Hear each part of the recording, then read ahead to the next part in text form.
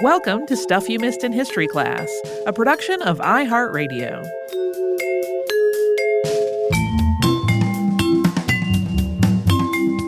Hello and welcome to the podcast. I'm Tracy V. Wilson. And I'm Holly Fry. So, hopefully, what we're about to talk about will it be, if not cleared up, at least somewhat better understood by the time this episode comes out.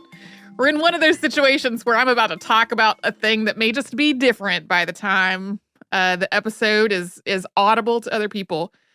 When I researched today's topic, though, we were hearing a lot about extremely rare clotting disorders that are potentially linked to the AstraZeneca and Johnson & Johnson COVID vaccines. And headlines about those, again, extremely rare clotting disorders have led to a lot of comparisons between the vaccines and oral contraceptives, with the tone kind of being like, there's a bigger risk for blood clots from birth control and nobody cares about that. Or and women just deal with it. So it's a kind of dismissive tone in all of these contexts. But that argument is a little bit apples to oranges, and it also skips over a whole lot. A big thing, and we're not going to get in the weeds because we're not doctors, and this is not a medical history podcast, but the clots that are associated with oral contraceptives are generally really different from the ones that might be connected to the vaccines. And all of these clots can be life-threatening, but they form very differently in different parts of the circulatory system. Also, they typically require very different treatments because the vaccines, it's not just a clot, it's also a low platelet count. So you just can't give a person anticoagulants like you would with a lot of other clots. But another big difference here is information, because the connection between oral contraceptives and blood clots has been established for decades at this point. And in the United States, the FDA requires that every package of birth control pills comes with patient literature that explains this risk and all the other risks. Ideally, there would also be a thoughtful conversation with a healthcare provider about the risks and the benefits.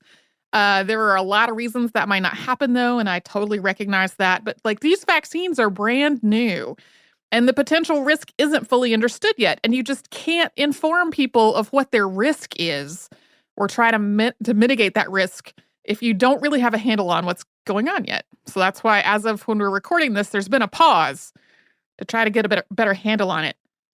At the same time, though, in the United States, this whole idea that people should know about the risks that are involved with the drugs that they're taking, that's tied directly to the complicated and honestly pretty troubling sometimes history of oral contraceptives. So that is what we are going to talk about today.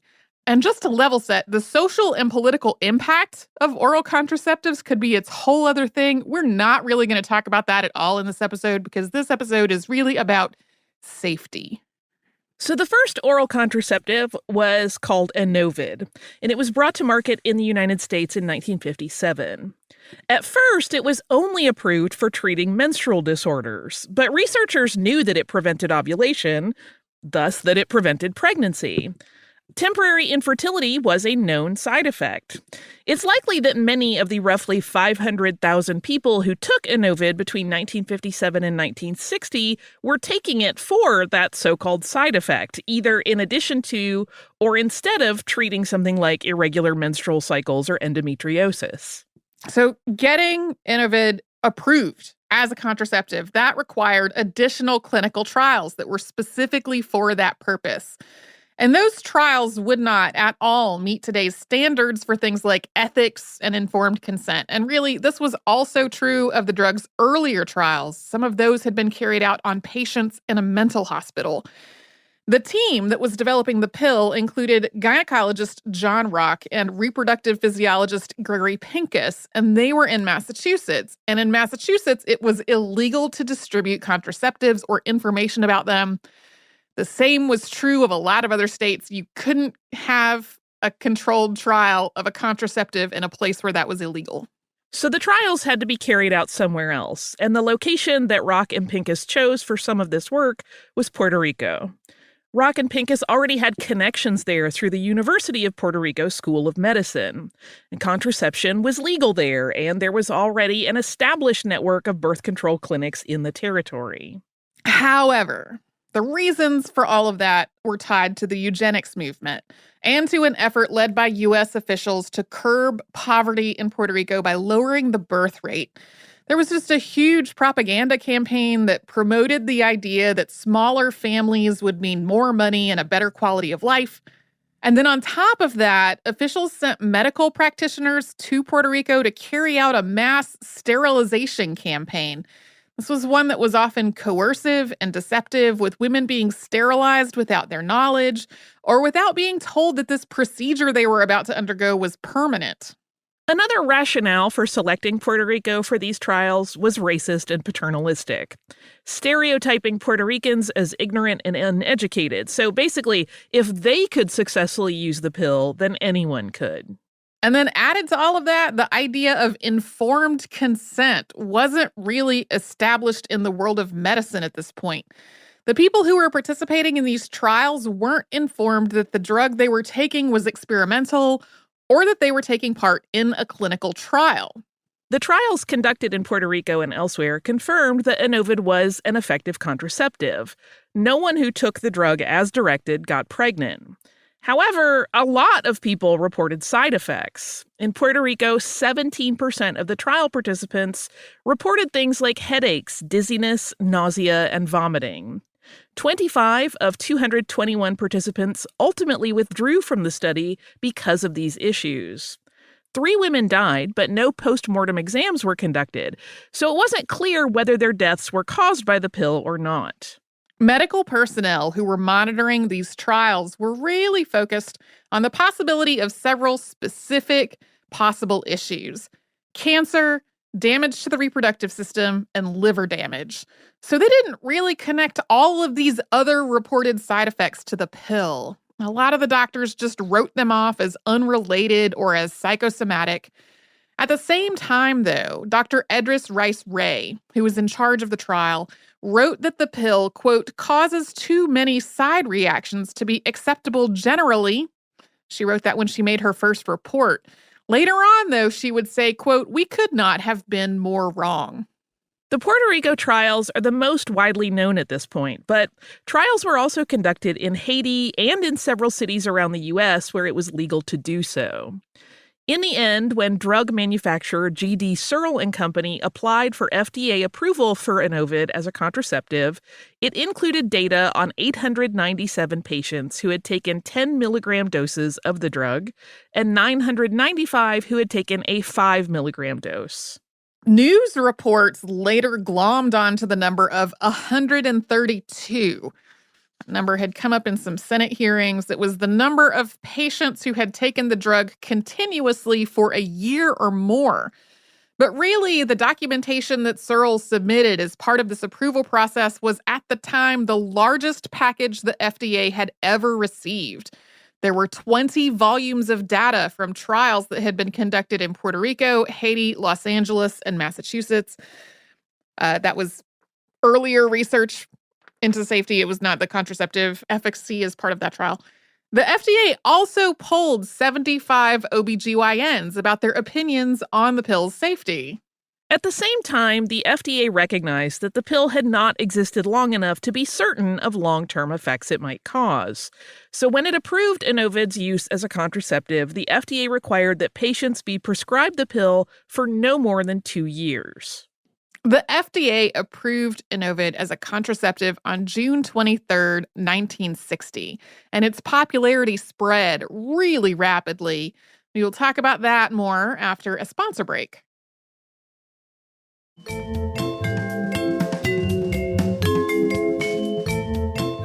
As we've established, the clinical trials on Enovid would not have met today's standards. But even if they had, there almost certainly would have been some side effects that were only discovered after the drug had been approved. Today, drugs are approved after several phases of trials that typically include thousands of participants. But once drugs are on the market, They may be taken by millions of people. So extremely rare side effects or side effects that only show up among groups that were screened out of the clinical trials for some reason, like those can show up afterward. In terms of oral contraceptives, after Enovid's approval, other drug makers soon submitted their own new drug applications. Within 5 years, 7 different drug companies had an approved oral contraceptive in the U.S., all of which contained estrogen and a progestin. The pill became the most widely used contraceptive in the U.S., and it made its way to other countries as well. A lot went into this rapid and widespread, although definitely not universal, acceptance of the pill. Drug manufacturers advertised directly to doctors, both through in-person visits from sales reps and through advertisements in medical literature. Doctors liked that the pill was easier to prescribe and to use than something like a diaphragm. Doctors also saw a financial benefit since patients were supposed to have an office visit every 6 months to get their prescriptions renewed. People also got around that whole requirement that they were only supposed to be on the pill for a maximum of 2 years by either switching doctors or switching brands. There were advertisements aimed at consumers as well, and newspapers and magazines covered the pill's debut with a lot of generally positive fanfare. And of course, a lot of people were just really eager for a convenient, effective, discreet way to prevent pregnancy for all kinds of reasons. Planned Parenthood had been operating birth control clinics and advocating for birth control to be legalized for decades at this point. They worked out a deal with Searle to purchase pills directly from the company rather than having to go through distributors. They did this to cut costs and to make the pill more affordable for people with lower incomes. By the end of 1961, almost 90% of Planned Parenthood clinics were offering the pill. But it didn't take long before people started reporting a lot of side effects like new or worsening migraines, nausea, depression, water retention, weight gain, spotting and breakthrough bleeding, breast tenderness, reduced sex drive, and reduced fertility after stopping the pill. And by 1961, doctors were also starting to report serious and even life-threatening potential issues, including blood clots, heart attacks, and strokes that were brought on by both clots and by high blood pressure. A report on fatal clots in Britain was published in The Lancet in 1961, but it wasn't completely clear whether those clots had actually been caused by the pill. As other reports of clotting issues and other serious side effects started to come in, G.D. Searle and Company arranged a one-day conference in 1962 to review all the evidence. At that point, an estimated 1 million people were taking Enovid, and there had been 28 documented cases of blood clots, 6 of which had been fatal. The assembled group at this conference unanimously approved a resolution that called for more research into this issue, but the vast majority also felt that the available data didn't indicate a causal relationship between the pill and the clots. And the FDA maintained that the rate of serious adverse reactions translated to about 1.3 out of 100,000 users. And that was a lot lower than the rate of deaths from pregnancy-related complications at the time. That was almost 37 out of 100,000. However, after this conference and its results were publicized, there were 132 more cases of blood clotting issues that were reported in just about a month. These were probably not clots that happened just then, but people hadn't realized there might be a connection. So after it was reported, they just started realizing that there might be. As this was happening, news broke that the sedative thalidomide, which had been prescribed as a treatment for morning sickness, had caused a range of illnesses and disabilities in babies who were exposed to it in utero. We covered this medical disaster in August of 2019.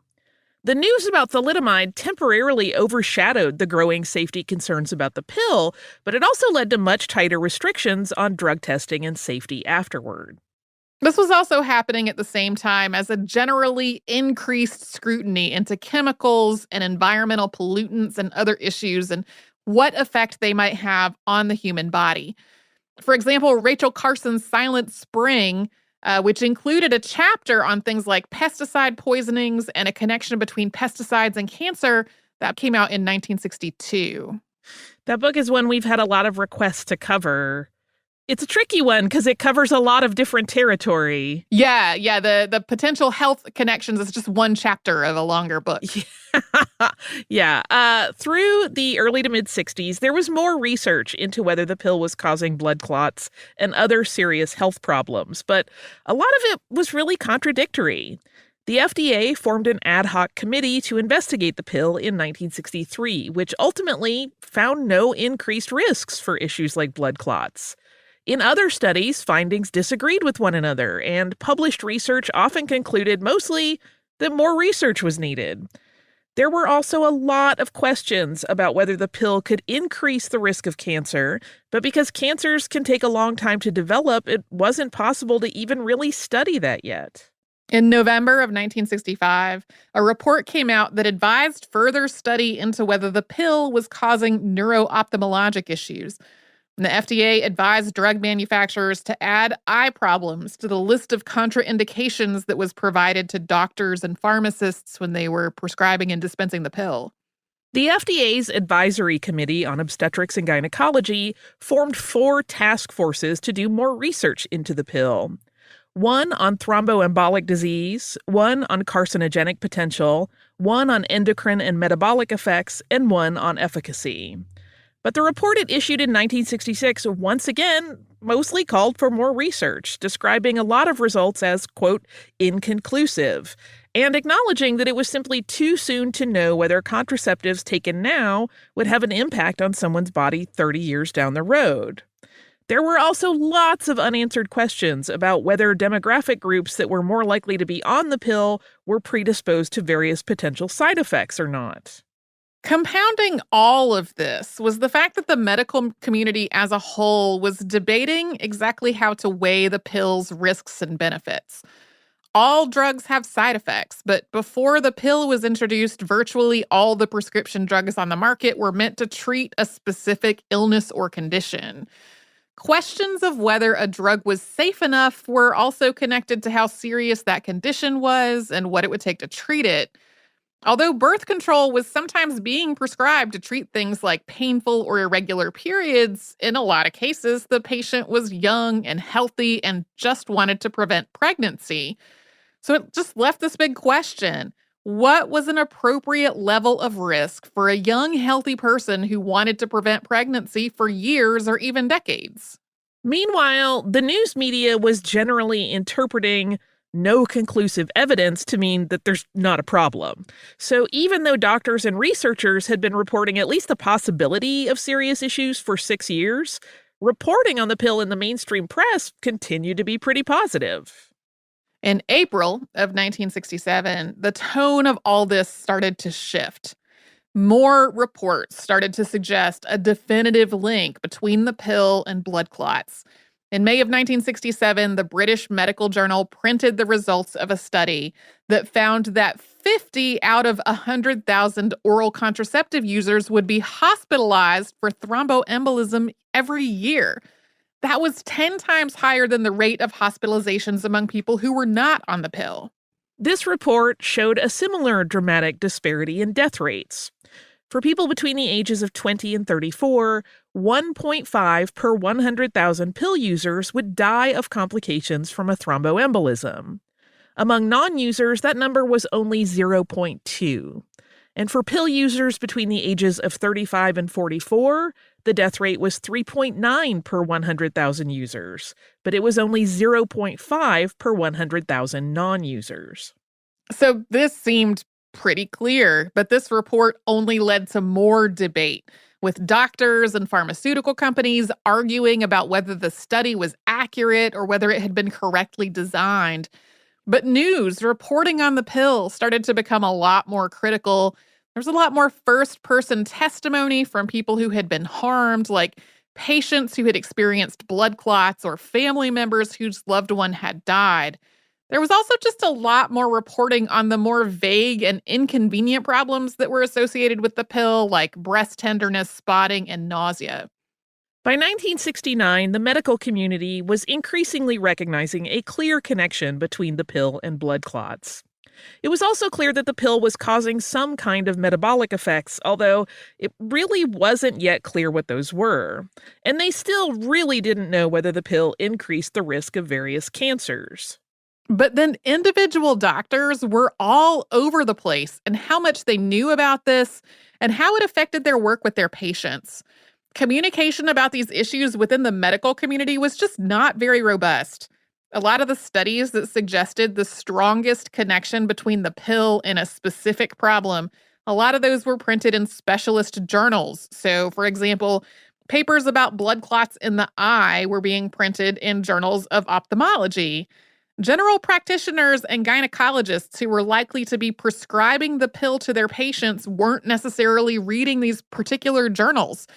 GPs often found about really concerning studies only after they were picked up and reported on by mainstream news outlets. And as a trend, doctors often weren't talking to their patients about risks at all. If you wanted oral contraceptives, you went to your doctor and asked for them, and a lot of the time, you just got a prescription with no discussion about the pill's potential side effects or whether you had any kind of illness or condition that might make you more prone to those side effects. All of this came to a head in 1969, which we will get to after a sponsor break.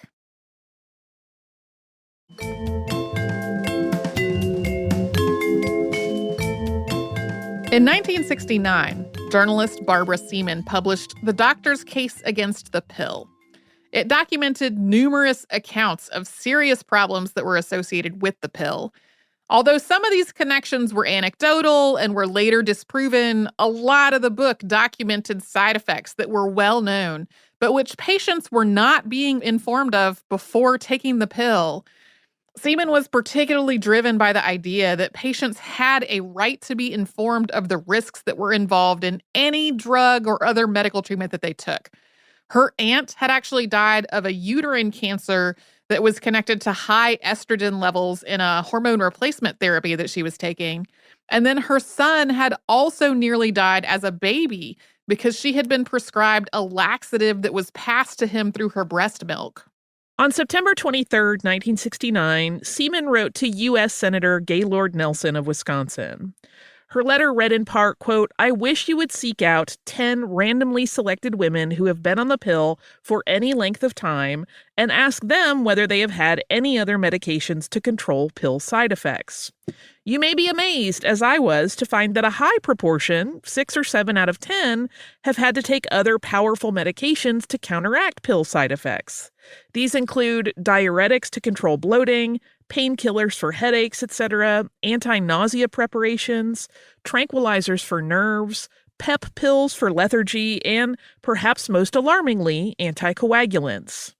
Some doctors appear to be handing these out for any suspicious swelling in a pill user, not just for established clots." She also wrote, quote, "Never before in history have so many millions of people taken such a powerful and unnecessary drug." Nelson read Seaman's book. He was on the Senate Subcommittee on Monopoly, which was under the Select Committee on Small Business, and he was conducting hearings into the pharmaceutical industry. On December 22, 1969, he announced that the committee would hold hearings into the safety of oral contraceptives. These hearings started on January 14th, 1970, and they lasted into March. On the first day, Nelson gave a statement that said in part, quote, "The aims of these hearings are to present for the general public's benefit the best and most objective information available about these drugs. First, whether they are dangerous for the human body, and second, whether patients taking them have sufficient information about the possible dangers in order to make an intelligent judgment whether they wish to assume the risks." Many of the people who were invited to testify were people who had been featured in Seaman's book. Most were doctors, biologists, physiologists, professors of medicine, and other experts. Of the pill's original co-developers, Dr. John Rock was still living, but was not invited to testify. And many of the people who did speak were deeply critical of the pill, enough that Senator Bob Dole of Kansas criticized the hearings as unbalanced. In general, the criticisms made at these hearings were about purported problems being caused by the pill itself, not about the FDA approval process that had led to its being made available. Because of the thalidomide disaster, the process for that in 1970 was much different than it had been 10 years earlier. So picking apart the pill's development and testing process did not seem quite as relevant. A key figure and the first person to testify was Dr. Hugh J. Davis, who taught obstetrics and gynecology at Johns Hopkins. Davis described oral contraceptives as an experiment that was being carried out on millions of healthy women. He argued that the synthetic hormones being used in contraceptives were carcinogens in various animals, and that he was certain that would also be true of humans. He also described them as causing metabolic problems and criticized the pharmaceutical industry for trying to protect their own profits instead of finding safer options. However, Davis had an enormous conflict of interest here. He was developing an intrauterine device that would, in his opinion, be a much safer option than oral hormones were. He thought this was going to be a completely effective method of contraception that had no side effects. So even though he said he didn't have any conflicts of interests, it was in his personal and financial interest if people stopped trusting the pill and started looking for other forms of birth control. And we should also note that IUD was the Dalkon Shield, which hit the market in 1971. The Dalkon Shield was associated with at least 18 deaths and more than 200,000 infections, miscarriages, and other serious problems because its multifilament string could draw bacteria into the uterus. A.H. Robbins sold 2.8 million of them before it stopped making them in 1974, although it didn't actually recall them for another decade and covered up what was going on. More than 300,000 lawsuits were filed against A.H. Robbins' company, which ultimately filed for bankruptcy in 1985.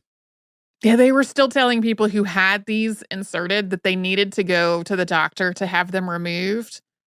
Recently enough for me to remember seeing news reports about it when I was a kid. Same. Yeah. In addition to that, a member of my extended family actually had a stroke from her birth control pills before I was born. So it's like multiple overlapping aspects of this episode have like a personal connection for me. Back to the Senate hearings, though. Only 4 of the people who testified at these hearings were women. The first woman to testify was Dr. Elizabeth Connell. That was on February 24th, which was well into the hearings themselves. The only woman to testify that she personally had used the pill was Dr. Mary E. Lane, who was clinical director of the contraception service at Margaret Sanger Research Bureau. Of course, the fact that an all-male Senate committee was holding hearings into birth control without involving many women, and without inviting women who were directly affected by the pill to testify, made people angry. On January 23rd, protesters interrupted the testimony of Philip Korfman, director of the Center for Population Research at the National Institutes of Health. They were members of the feminist group DC Women's Liberation, led by Alice Wolfson. In general, Wolfson and the other women agreed with the basics of what Korfman was saying, which was that oral contraceptives caused all kinds of effects throughout the body, and that these effects were poorly understood and that women were not being told about them. But they objected to the fact that everyone who had testified at that point was a man, and that women whose experiences had been covered in Seaman's book, Seaman herself, none of them were being included.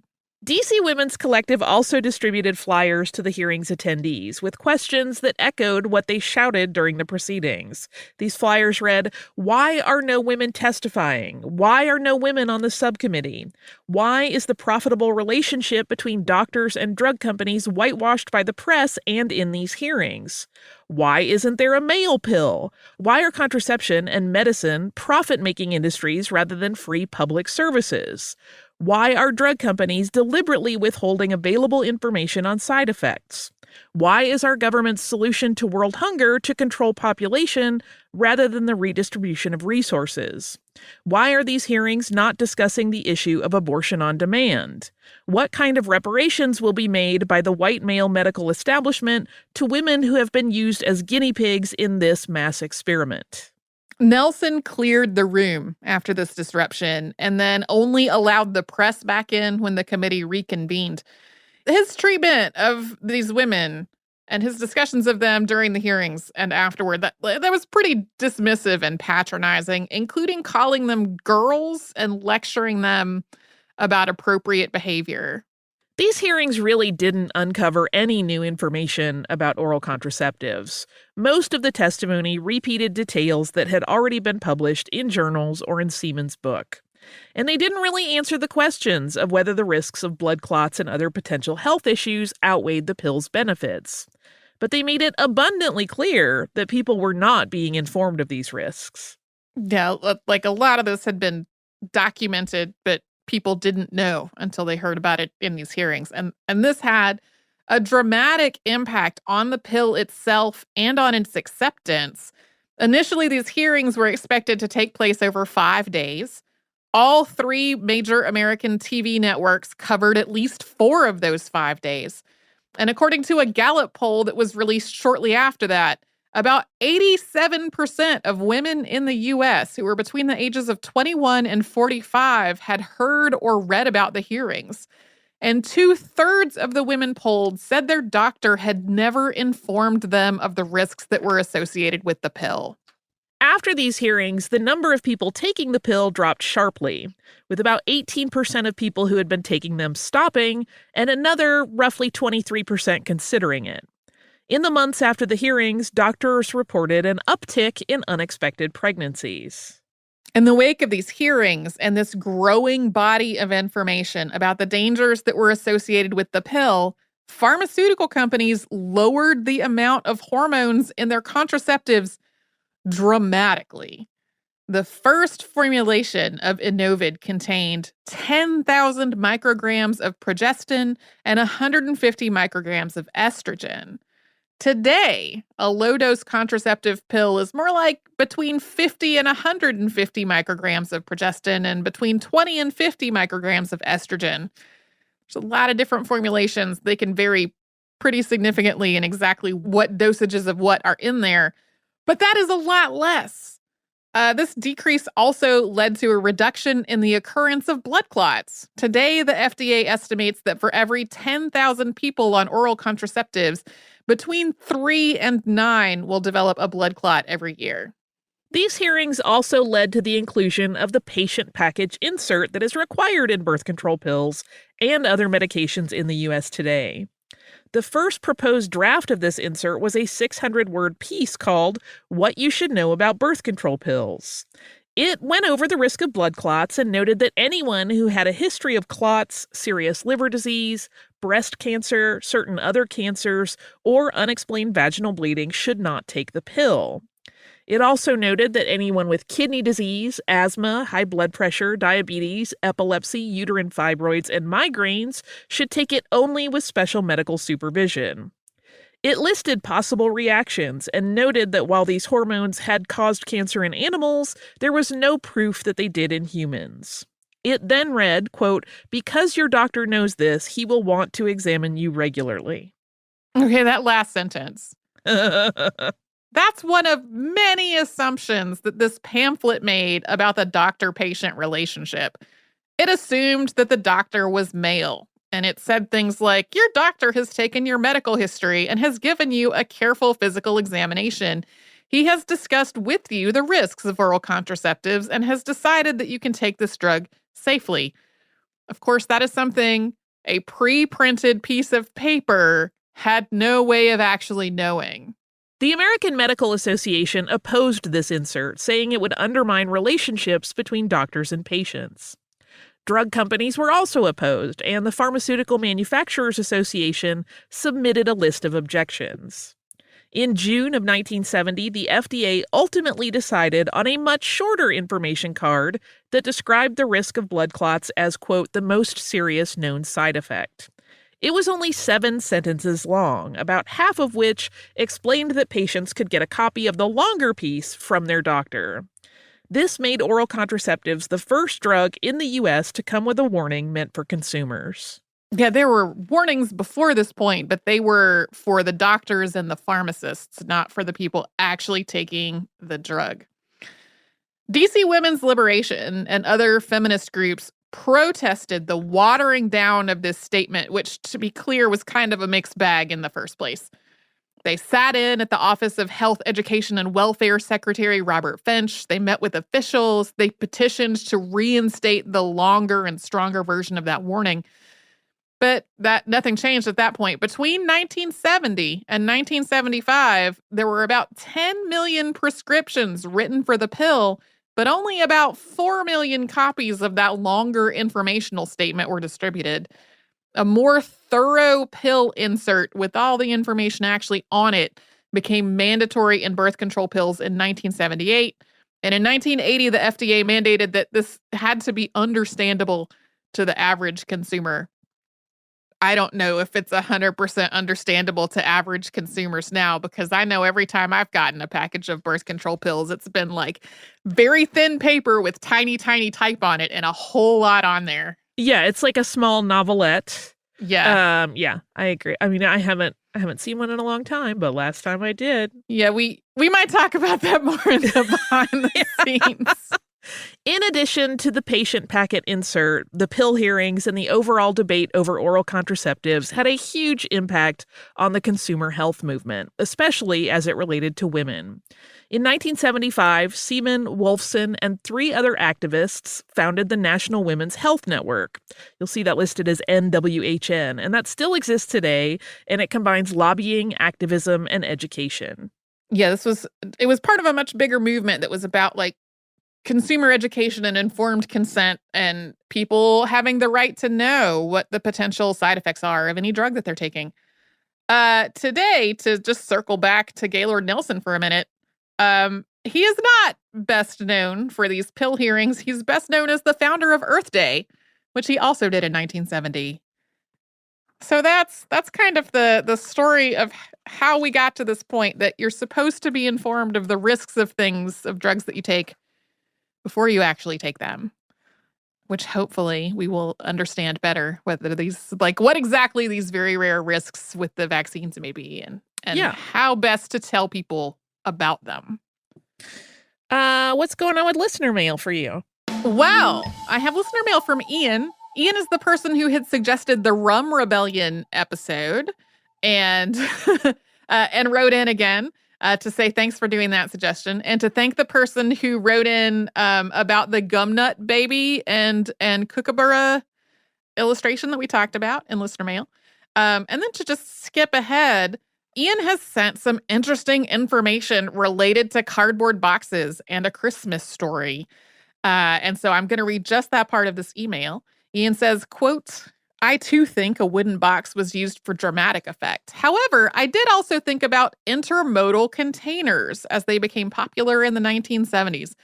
Before containers, just about everything being shipped, from lamps to pianos to sacks of flour to car parts and so on, had to be manually loaded and unloaded onto every form of transport it traveled on, from ship to truck to train car. This resulted in a lot of breakage and also theft.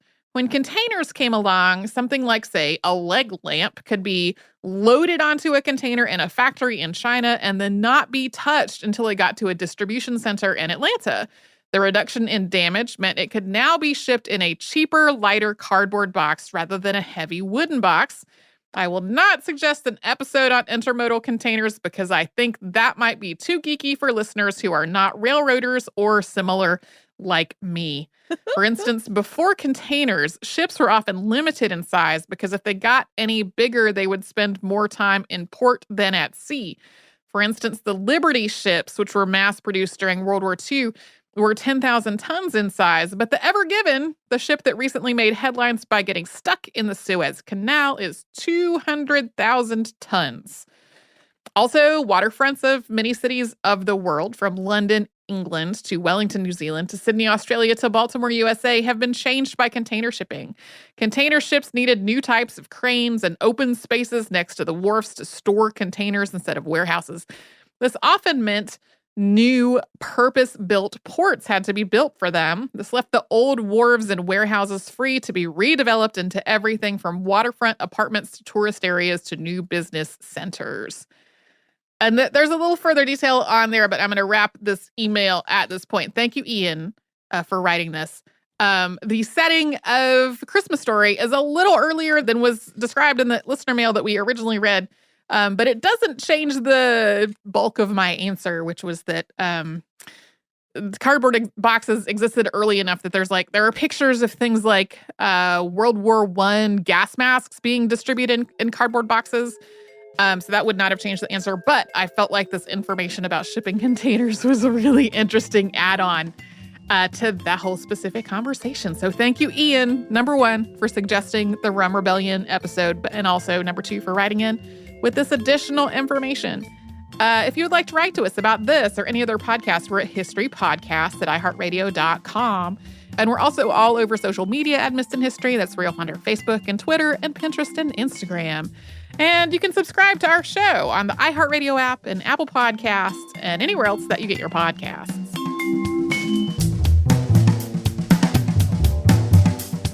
Stuff You Missed in History Class is a production of iHeartRadio. For more podcasts from iHeartRadio, visit the iHeartRadio app, Apple Podcasts, or wherever you listen to your favorite shows.